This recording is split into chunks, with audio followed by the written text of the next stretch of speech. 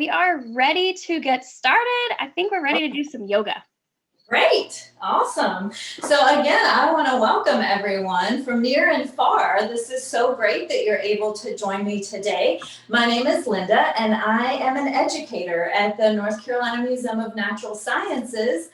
And we're bringing Constellation Yoga as part of our Astronomy Days week-long celebration. Today's story was inspired by my favorite constellation, which is the Orion constellation. And so we're going to hear a little bit about Orion and then meet some of Orion's friends as well, some of his nighttime friends up in that nighttime sky. So hopefully you've got your stretchy pants on and you're ready to get going. A few quick safety reminders. Of course, doing yoga means that you're really paying attention and listening to your body. So you never want to move into a pose that feels really uncomfortable or hurts.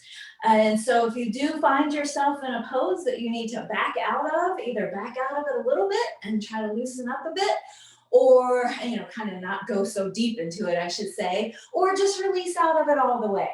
So take care of yourself. There's 3 big areas where you really want to focus and pay attention, and that's your neck. You don't ever want to feel any pain or strain in your neck, in your back, or in your knees, okay?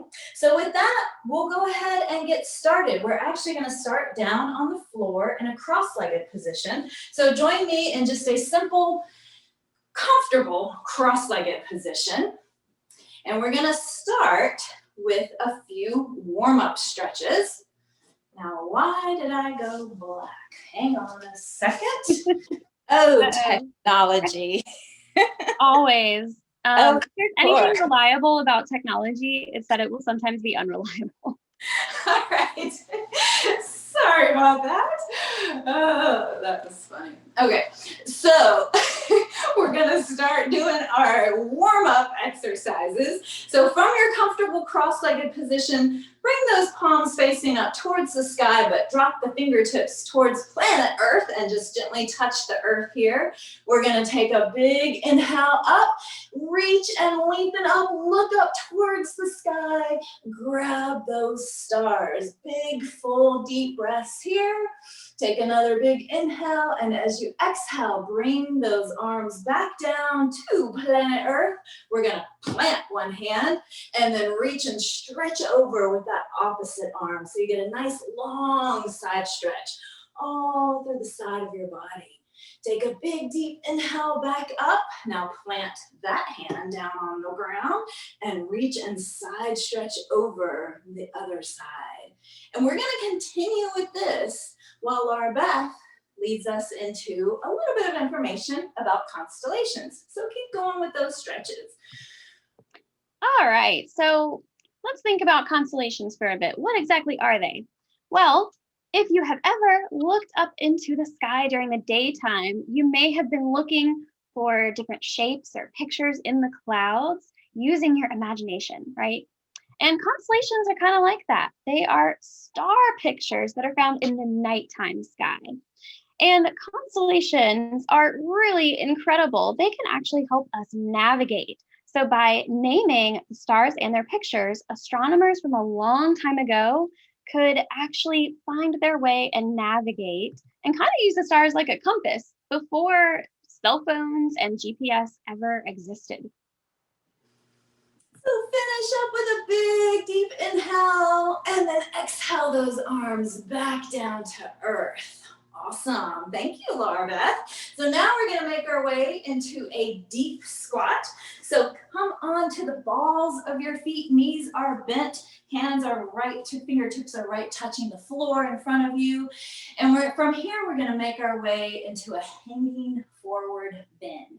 So to do that, we're going to drop our chin towards our chest. Let the head hang, let the neck hang, and then straighten those legs. And bring your body into just a forward fold. Head is hanging, hair is hanging. Shake out that head a little bit. And then from here, we're going to round up 1 vertebrae at a time, starting at our tailbone. Let the arms hang, let your head hang, let your hair hang, and begin to move up again 1 vertebrae or bone at a time, all the way up through your spine, through the neck. The head is the last thing that comes up. Okay, so now we found ourselves in a standing position. So we're going to make our way into kind of our foundational pose called mountain pose. So from here, I want you to really think about your feet and the connection that your feet have with the earth. So look down at your feet, have them about hip distance apart, okay? Pick up those toes, widen them, maybe pick up the heels and plant them. Begin to think about growing those roots through the feet and really find that connection with earth. Roll the shoulders up, open the chest, and now just let the arms dangle at your side.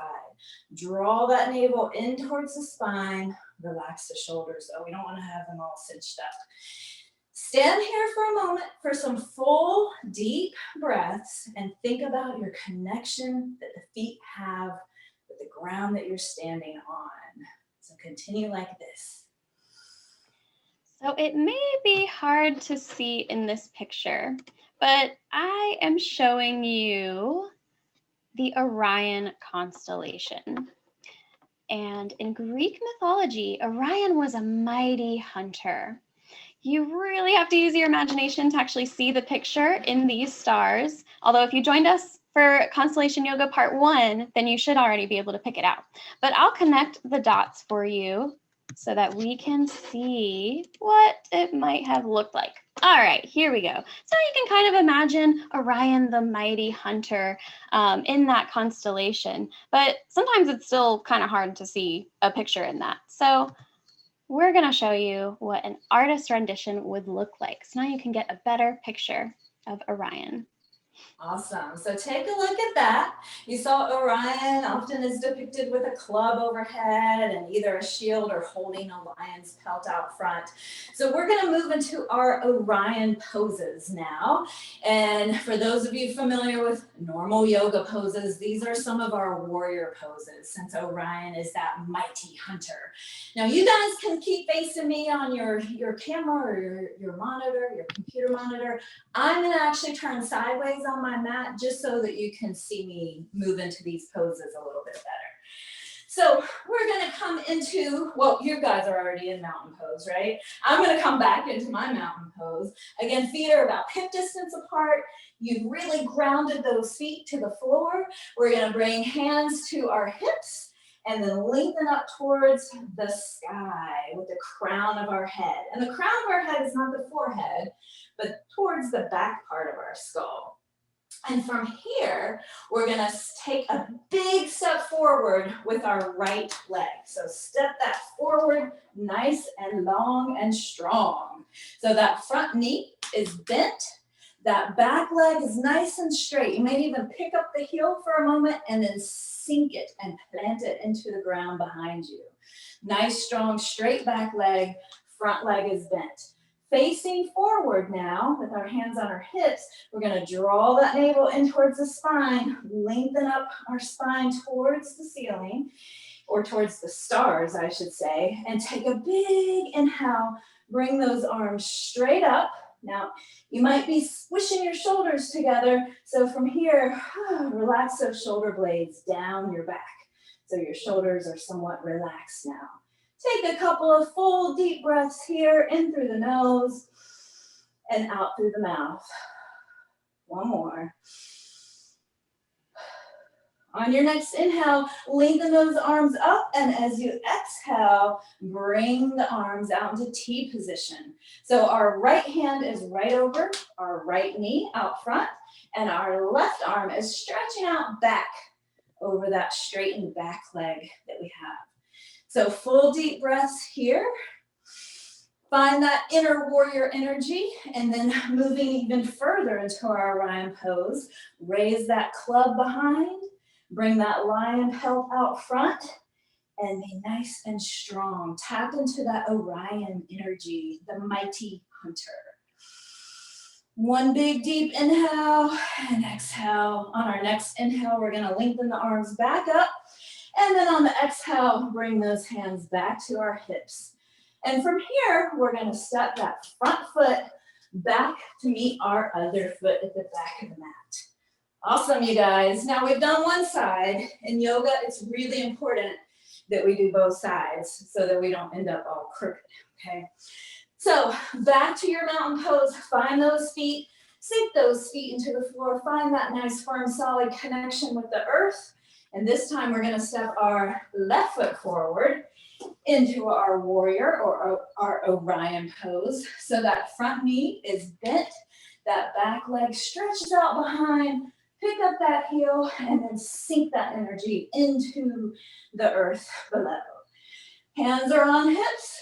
Now we're gonna inhale those arms up, lengthen up nice and tall, lengthen that spine, navel in towards the spine, relaxing the shoulder blades down the back of your back, okay? Full deep breath here, big inhale through the nose, exhale through the mouth, one more.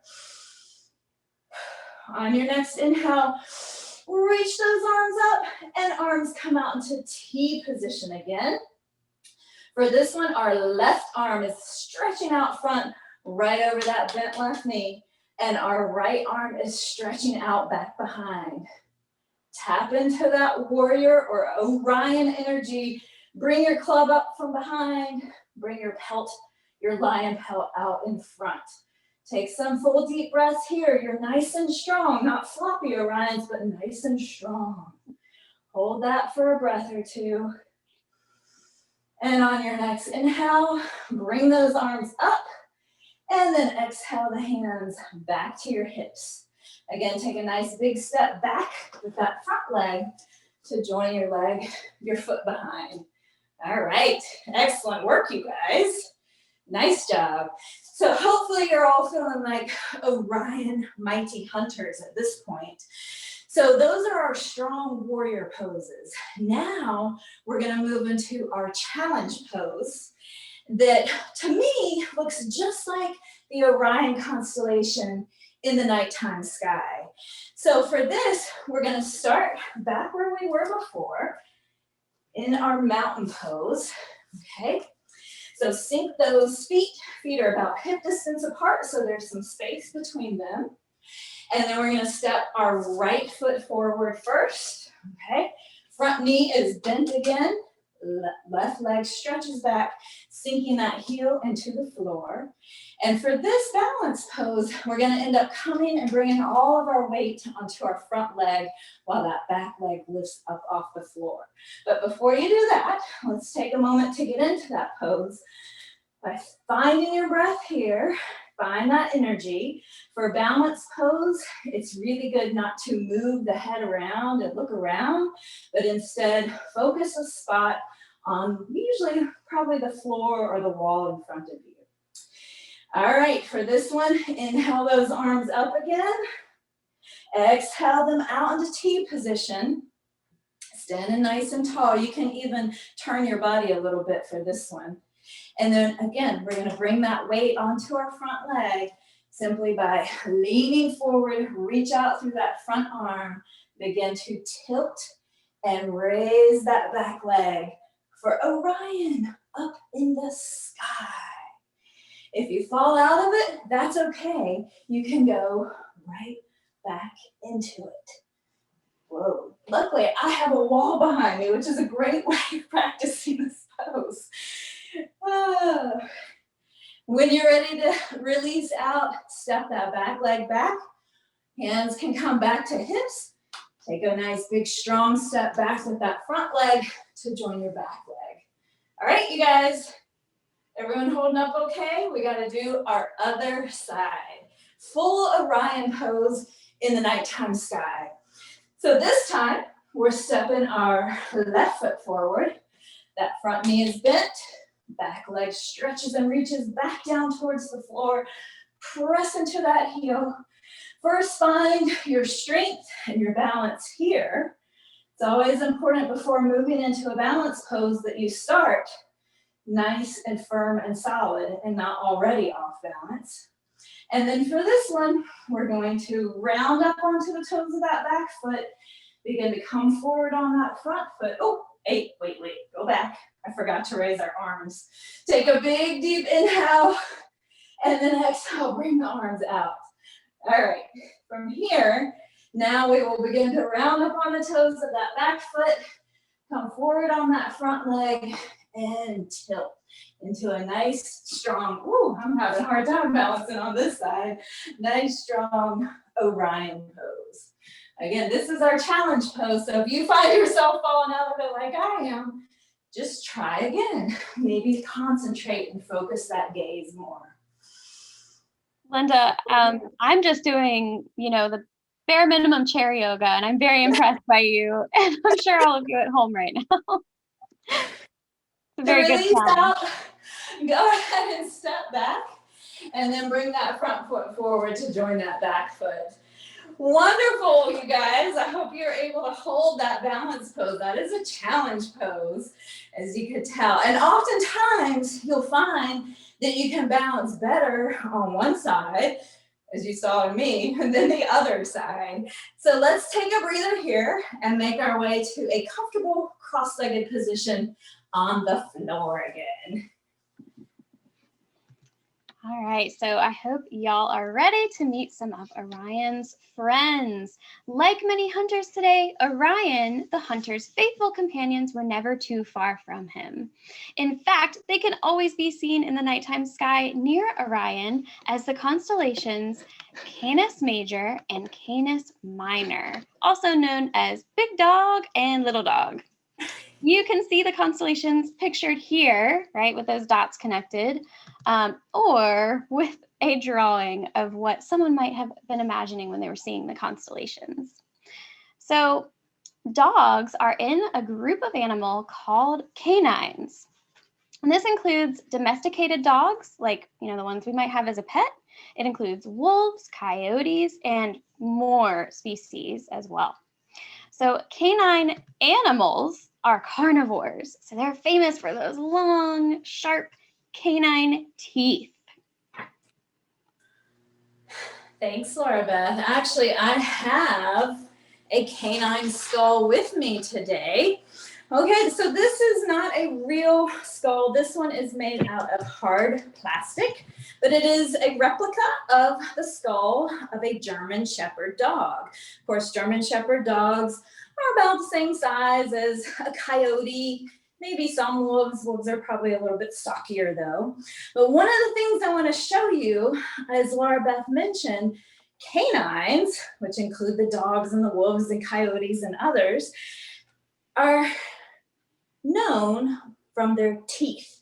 So check those big, strong teeth out. All right, so right up front, I want to go through these teeth with you. They do have, there we go, the front teeth, just like our front teeth, are called incisors. And then just next are those sharp teeth called canines. And then in the back, they have the molars, just like our teeth.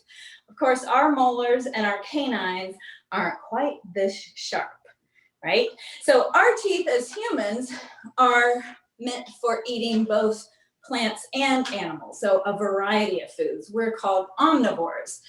Now, of course, there are some people that choose to be vegetarian, but our teeth are really designed for eating both, whereas canines are true carnivores. They're really gonna eat meat for the most part, all right? And their teeth are big and sharp so that they can not only catch their food, but then chew it up. So they have really strong jaws for chewing. And in fact, this ridge right across the top of the skull here, hopefully you can see that. That little ridge, which we don't have, is a place where these muscles can attach so that they can really chew and hang on to their prey. Okay. Now notice also the nose. Let's see if you guys can see that pretty good. I'll try to hold it really still. So that nose cavity, imagine this dog with its long snout, the nose here at the end. Canines have an amazing sense of smell. Not only that, they have really good hearing as well. So they really rely on those two senses, their sense of smell and their hearing, to know who and what is around them in the world. So you always know that dogs are always sniffing things, and sometimes they're not really relying on their eyes as much as we do, or their visual cues as much as we do. So there's a canine skull for you. I'm gonna go ahead and put this down because now it's time to move into our dog poses. So come down onto your mat again. Oh wait, you guys are already there. So from a cross-legged position, come into all fours, okay?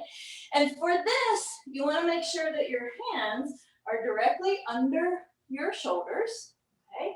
And if you happen to have those double jointed elbows, don't lock them out. Instead, have a little bit of a bend to them so you don't damage your joints. And then you wanna have your knees directly under your hips. So this is our all fours for our dog poses. Now we're gonna make our way into what I'm gonna call proud dog. So we're gonna raise our tail, raise our head, roll those shoulders back, look up and be a proud dog. And now we're gonna be a timid dog and tuck our tail and tuck our head and arch our backs up towards the ceiling. See how close to the ceiling you can get your spine. Now on your inhale, back to proud dog. Head comes up, tail comes up. Exhale, timid dog. Go ahead and do this a couple of times. And while you're doing these, you can show off your canine teeth. Give us a big growl when you're a proud dog and a little bark. Oh, that was good, Linda. And a little bark when you're a timid dog.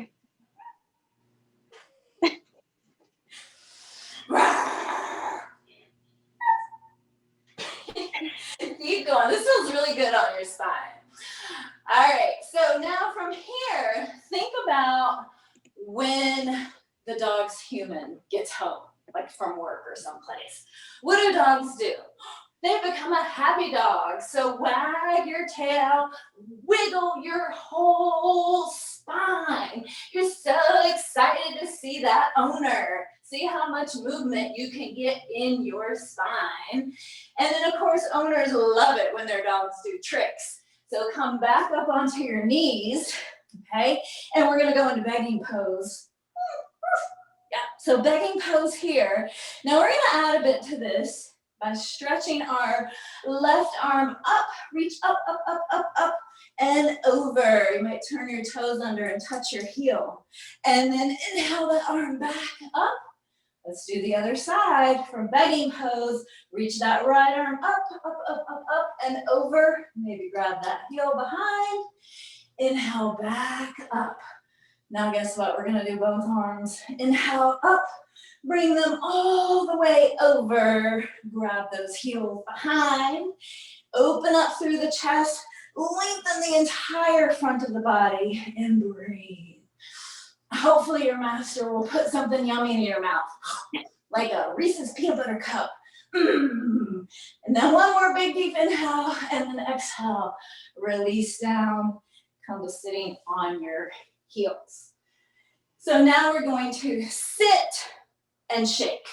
So we've worked our wrists a lot, being on our wrists. So shake them out. Shake out one, shake out the other, shake them both out, flop them up and down. Release those wrists because we're gonna do more on our wrist momentarily. Because dogs are four-legged creatures, a lot of these poses are involving all four of our limbs. All right, so we're gonna come back to our neutral four-legged pose here. And this time, in this dog pose, we're gonna do dog balance. So for this one, navel in towards the spine, nice and strong. Find that spot ahead of you or down on the floor, kind of out in front, because it's a balance pose. Find your breath. Raise that left leg straight out behind, nice and strong. Our left leg is raised, so we're going to raise our right arm. So opposites. Got it? Okay. Full deep breaths. Big inhale, exhale, bring it back down. Let's do the other side. So stretch out, kick the dog back there. Stretch out with that right leg. Navel in towards the spine, nice and strong. Reach out with your left hand. So again, it's the opposites. Nice and strong, full deep breaths. One big inhale and then exhale. Come back down. All right. Now, for those of you that have a dog or know dogs pretty well and their behavior, you might know that when they wake up, either in the morning or from one of their many naps during the day, they do some pretty big stretches. So we're going to go into stretching dog. Okay, so come back to all fours.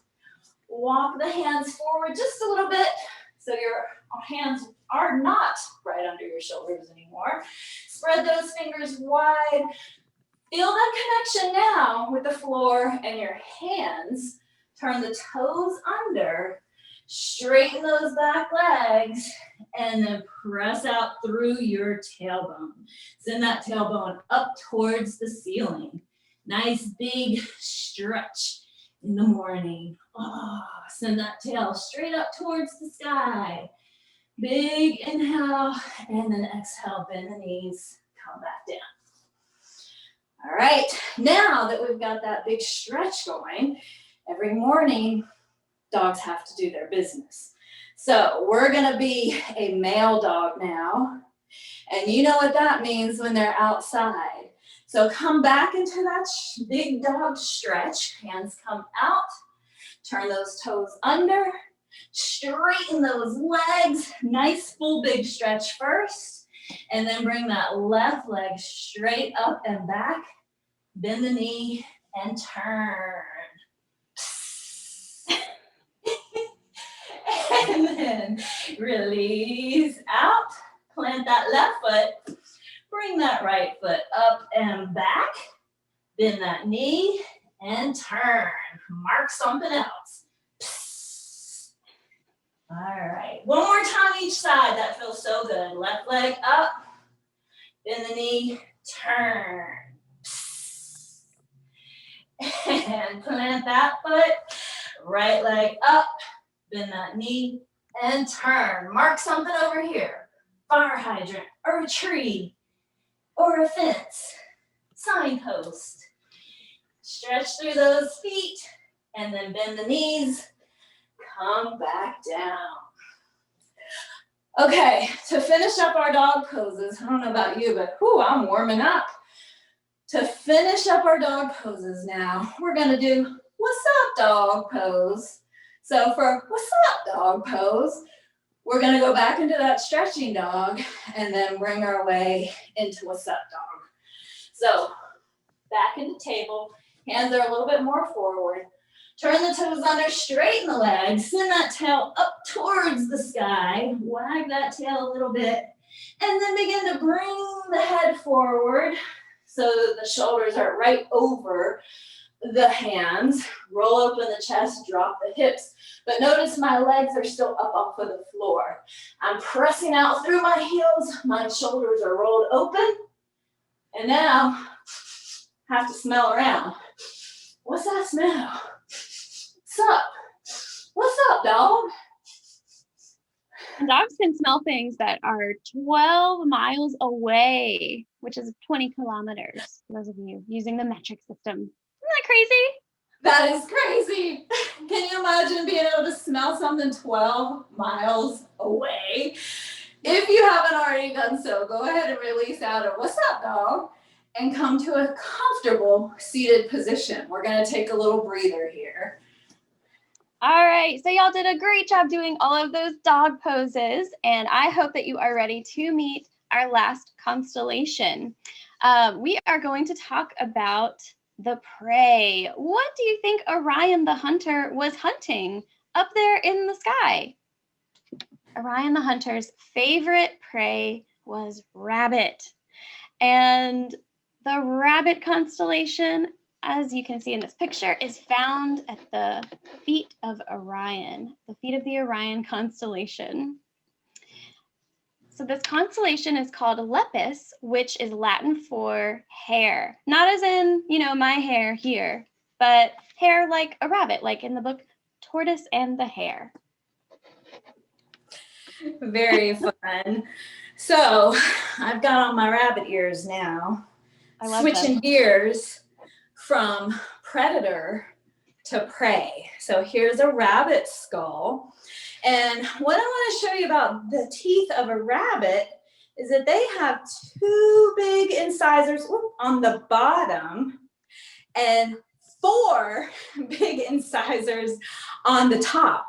So right behind these front incisors, front teeth, are a whole nother pair tucked directly behind. So they're kind of like stacked behind each other.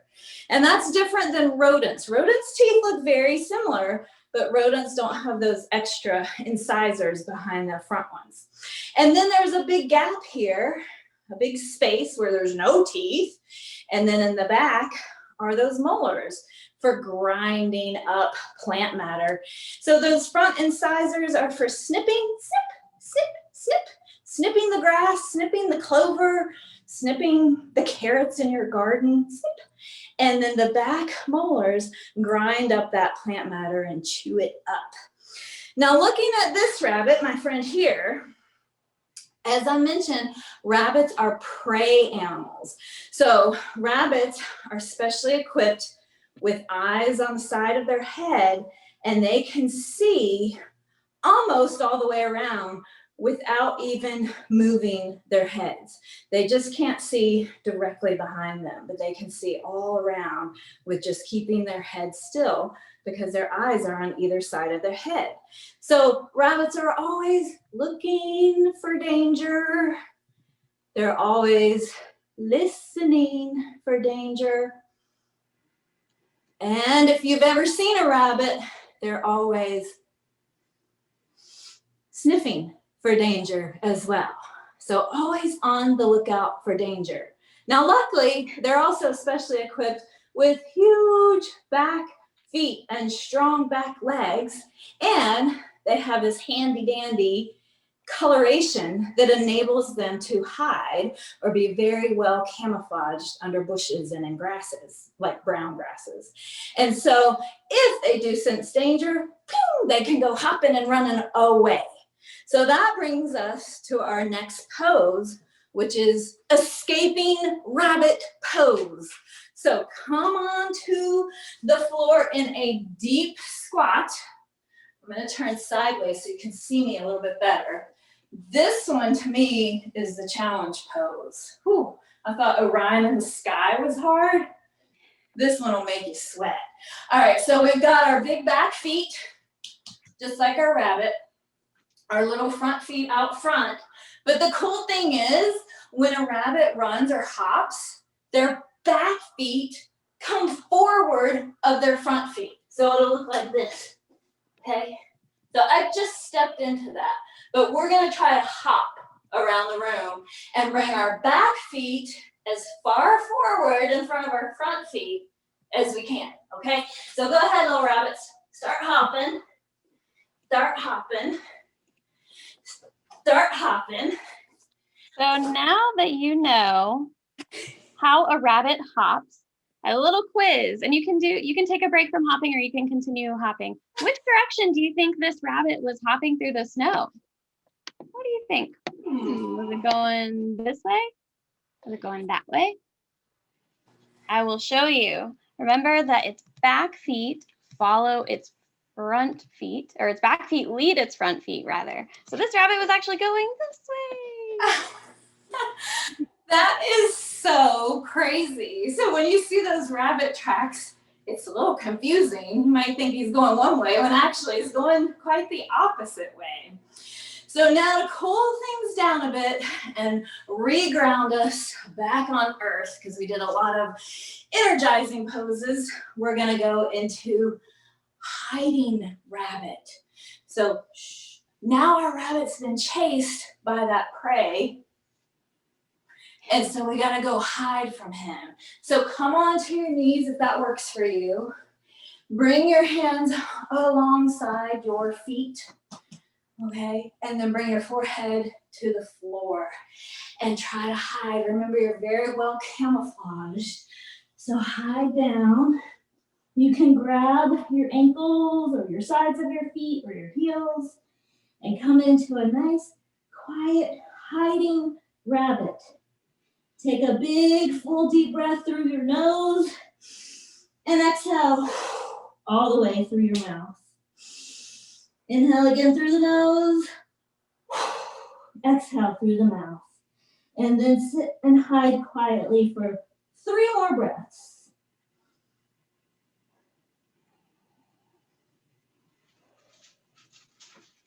And then I'll take a peek around and see if that wolf or that dog is gone yet. Come in quietly to a comfortable seated position, and we'll let Laura Beth wrap up the program for us. You guys did a great job today. Thank you for joining me. Yes, thank you so much for joining us for this practice. We are finished with this practice, so we're going to wrap things up, but we can stick around for a few minutes if y'all have questions. Just remember to type those into the chat. I do want to say thank you, of course, to Linda for guiding us through this awesome practice. I want to say thank you to the NC Space Grant for making virtual astronomy days happen. And thank you, of course, to our friends of the museum members who support us every day. And thank you for joining us today and for having fun and for doing some yoga, sharing your fun stories about your dogs. I liked seeing that in the chat. And if you would like a little memento for your virtual astronomy days, we are selling t-shirts and hoodies to commemorate astronomy days. We have kid sizes and adult sizes. If you're a Friends member, you can save 10% on that.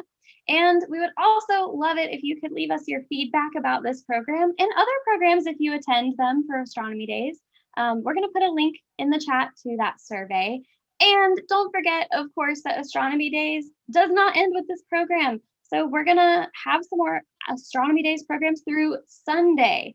So check out the website and join us for more of those programs. All right, thank you again.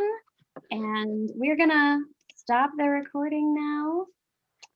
But like I said, if you have any questions, we're just going to take a peek in the chat, see if y'all have said anything. And thanks, everybody. Yeah, thank you so much.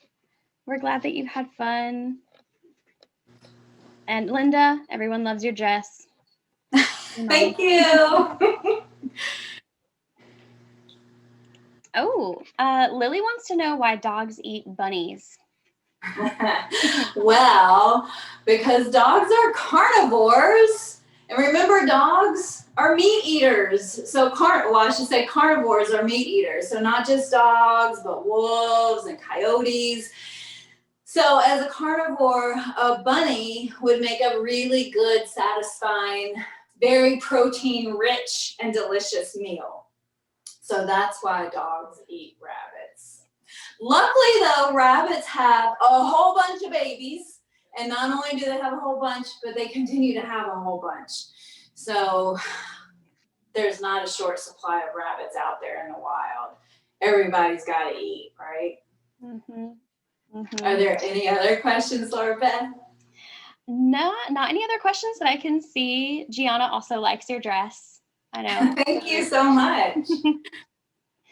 All right, everyone. Well, if you happen to think of other questions, you can always email us at the museum, or you can join another Astronomy Days program and, well, oh, wait.